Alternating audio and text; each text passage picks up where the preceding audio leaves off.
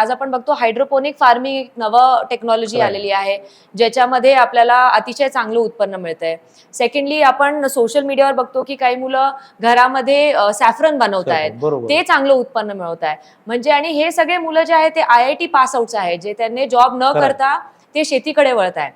मग जर ते मुलं करू शकतात तर आपला बळीराजाचा मुलगा हे करू शकणार नाही का? किंवा त्याने कोणत्या पद्धतीने शेतीकडे टेक्नॉलॉजी ड्रिव्हन बघायला हवं असं तुम्हाला वाटतं?